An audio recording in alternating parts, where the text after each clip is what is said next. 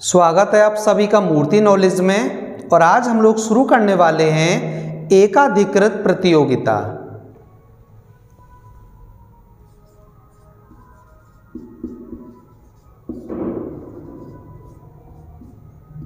एकाधिकृत प्रतियोगिता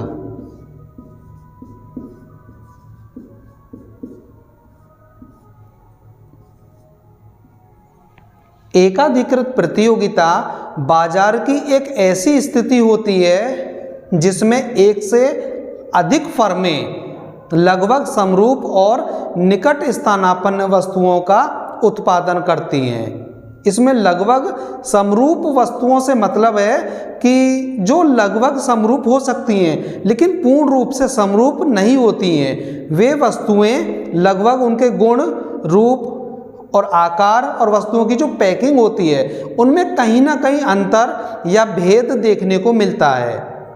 और जो निकट स्थानापन्न शब्द है उसका अर्थ है कि वस्तुएं पूर्ण रूप से स्थानापन्न नहीं होती हैं। और इस प्रतियोगिता में एक से अधिक मात्रा में विक्रेता उपस्थित होते हैं और अपनी वस्तुओं का विक्रय करते हैं।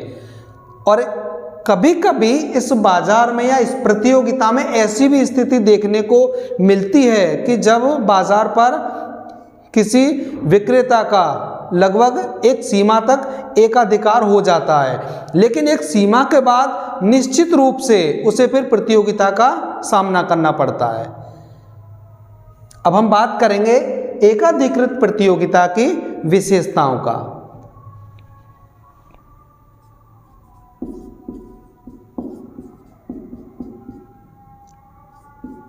विशेषताएं, तो इसकी जो पहली विशेषता है वो है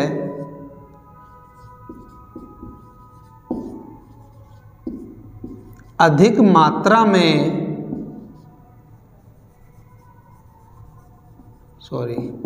अधिक संख्या में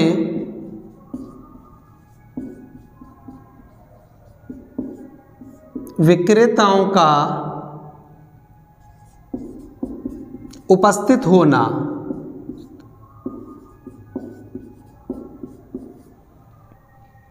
यानी एकाधिकृत प्रतियोगिता के अंतर्गत विक्रेताओं की संख्या अधिक होती है, यानी एक से अधिक मात्रा में विक्रेताएं बाजार में उपस्थित होकर अपनी लगभग समरूप और निकट स्थानापन्न वस्तुओं का विक्रय करते हैं। दूसरी विशेषता है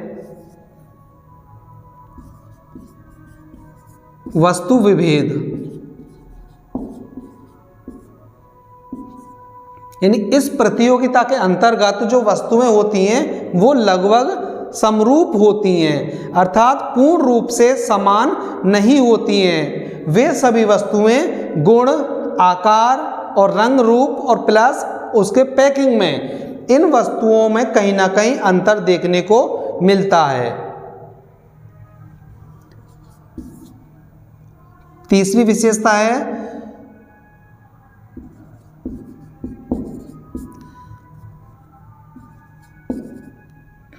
इन फर्मों के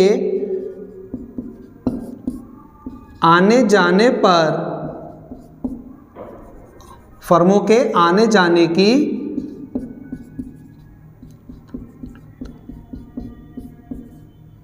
पूर्ण स्वतंत्रता होती है। यानी कोई भी फर्म उद्योग को छोड़ सकती है और कोई भी फर्म उद्योग में आ सकती है, यानी फर्मों के आने जाने पर कोई भी रोक टोक नहीं होती है।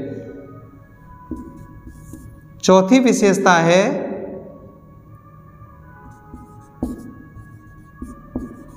विक्रय लागतें, यानी एकाधिकृत प्रतियोगिता के अंतर्गत विक्रय लागतें बहुत अधिक होती हैं। इसका मतलब है कि प्रत्येक विक्रेता मार्केट में अपनी वस्तुओं को अधिक मात्रा में बेचने के लिए वह विज्ञापन का अधिक से अधिक मात्रा में सहारा लेता है, जैसे कि अखबार, रेडियो और टेलीविज़न या मीडिया का कोई अन्य माध्यम, इस प्रकार, ताकि उसकी वस्तुएं अधिक से अधिक मात्रा में बेची जा सके। जो पांचवी विशेषता है वो है उपभोक्ता को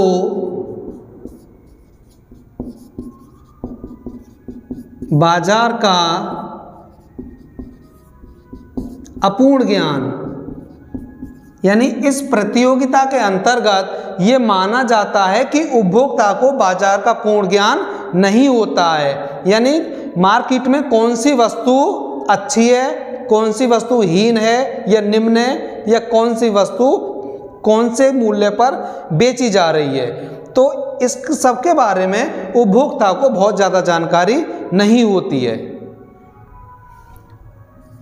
जो छठी विशेषता है वो है फर्म की